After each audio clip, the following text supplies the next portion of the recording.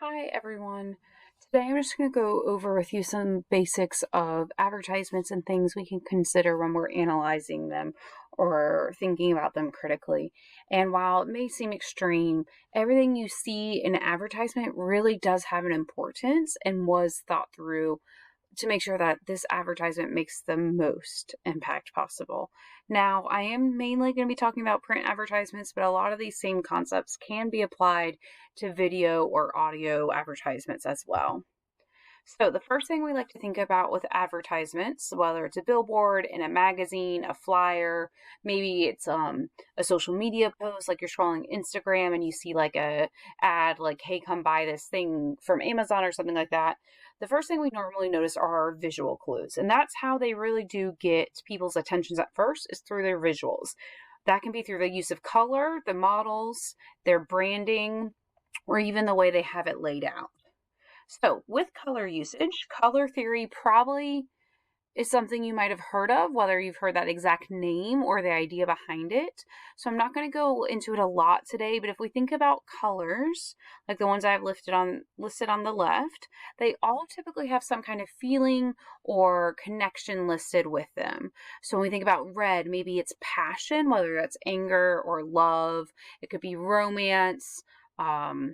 Orange normally deals with like something is alive and bright. We skip down to green. That could be something like natural, like it's a green product. It's supposed to be a natural, healthy product. It could mean money. It could mean, um, you know, calming influences. We think maybe pinks and purples typically, traditionally, I'll say, have leaned a little more to the feminine side. And I know that's not always true, but we do still kind of see that in our gendered products. We also have the idea of, in our colors, are they really bright? When we think about kids' toys advertisements, those are really bright, catchy colors versus something pastel. Maybe we're trying to be a little more for babies, like it's a calmer pastel, soothing tone. If we're being only in black and white with our images, our colors, are we trying to be edgy? Are we trying to be vintage? So when you look at your ad that you're going to pick, think about the color usage. What are they trying to convey behind these colors? The lack of colors. And that's just the idea, again, of color theory, is that colors have emotions and things tied to them, and they can influence our feelings as we work with them. We also should look at the models. There's really, as this says, two main reasons that we use a model in an advertisement. One, we want to be that model. We want to be cool like them. We want to have the newest car like them, the newest phone thing. Like we want to be just like that person, or we want to be with them. So that's the idea of, there's no better way to say it than like the idea of sex sells, right? So you're attracted to them, like, oh, maybe if I do this, I could also, like, I could win someone's attraction like that, right? We do see also a really great growing inclusivity in models. So we are starting to see more representation of real people, right? Whether it's short, tall, body size, skin tone, ethnicity, different abilities. We start to see that more in our models, which is a great move. And then we also do want to think, though, what does it mean beyond, like, obviously everyone should be represented, but is the product somehow connected in a way to that kind of activity?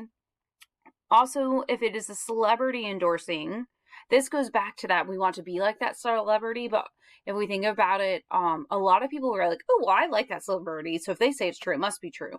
So Chris Hemsworth, he is a celebrity endorser slash co-owner, I think, of a fitness app. Well, people think of Chris Hemsworth, they think of Thor, and Thor is supposed to be like this, like, crazy strong superhero. So if this guy who plays that character says this app is a good workout app, it must be good. I could be just as buff as he is, right? So thinking about the why would we use this and what's our purpose for using them really helps to then understand, like, how are they impacting our ways of thinking with our models. Next comes the branding. So if it's a large brand, maybe they're trying to play off on their name and say, like, hey, we're really important. You know this brand, so you should automatically trust us. that relies on that preconceived notion or association. But on the opposite end, sometimes we don't have the brand very large, or like Starbucks has started to do, they won't even put the name Starbucks on there. They might just have like that symbol somewhere small on the page, because they know that this is already a familiar brand. We don't have to overly advertise our name. We're very comfortable with our popularity, and they think the product can speak for the brand. So big brands sometimes have their name large because they're like, yes, you trust us. Sometimes they have them small just to be like, you already know us. But where they place the brand, is it center focus? Is it off to the side? Is it large? Is it small? All those can impact, how someone remembers the ad and how they engage with it. If they see a big Pepsi sign, are they going to stop and look, or are they going to be like, oh, it's Pepsi, move along? If it's a smaller Pepsi with a different picture or font, maybe that picture or font can catch their eye, and then they'll be like, oh, this is a new product. Who makes this? Oh, Pepsi. I like Pepsi. I should try this new product. Then layout. Composition, density, and shapes are the three parts of layout we want to consider.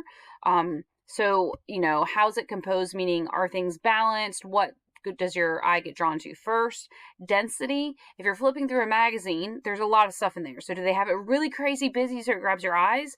Or is it really simple so it stands out as well? Just like with color, certain shapes can mean different things. So if it's straight, minimal lined, maybe it's like supposed to be more masculine, more cutting edge, technology induced. But when it's curvier and softer, maybe it's a more feminine leaning. And again, I know those are traditional views, but that marketing is still in a traditional mindset. So when maybe it's a new couch someone's selling, and they want to advertise how soft it is. So their font, the shapes, everything they use, maybe they're more curved and softer to invite you in that welcoming way. Whereas like a new piece of technology, they do normally have sharper lines that make it seem cool and edgy and cutting edge. Like, this is what we need. So once we get past the visual, all the things we're supposed to take in just by look without having to do any reading, next comes textual clues. And this is a lot faster to get through, I think, and easier to understand. You can let the font type, the amount of text, and the content. So font type, just like colors and shapes, you can see swirly cursive or hard lines or handwritten. All those invoke in you probably different ideas and feelings versus, using someone else. So if they want to make it feel like this is a personalized invitation, they're probably going to use something more handwritten looking. Again, if they're trying to be cutting edge, hard, simple lines make sense. Sometimes an ad will use multiple fonts. So what does that tell us? If we have different fonts going on, how can we engage with that? And also look at the font size. What information is large? What information is small? And why? There is a reason behind every choice in this ad. It has to go through multiple revisions. It has to be signed off on by multiple people.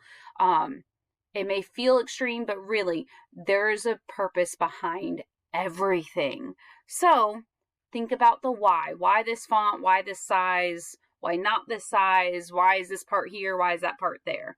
And then the last thing with font is just the amount and location. So if there's not a lot of text, they're really relying on their brand and the image of the product to sell it. If there is a lot of text, why do they have to give us so much information? Are there a lot of safety features? Are they trying to describe the product? Because if it's just a picture of a vacuum, great. What does the vacuum do? What more information do they want to give us?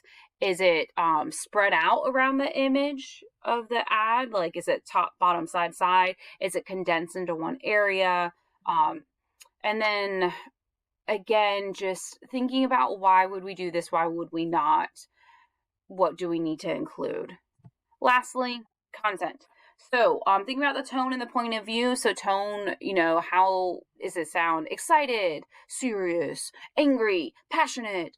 Whose point of view is it from? So is it from are they trying to make it sound like a person who's using this product wrote it themselves? What claims do they make about the product, or what information do they not give you?